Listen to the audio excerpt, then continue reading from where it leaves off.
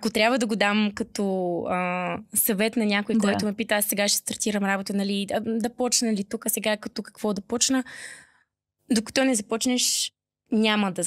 как да знаеш, няма как да разбереш. Трябва младите да си дават шанс, без да се пресират и да се стресират от факт, че нямат конкретна визия за това как ще се случат нещата. Попадайки в правилната организация, попадайки на правилното място, аз като човек, който премина през това, твърдо вярвам, че ще намерят правилния кариерен път. Като цяло в Arise, всички хора, които работим в компанията, сме от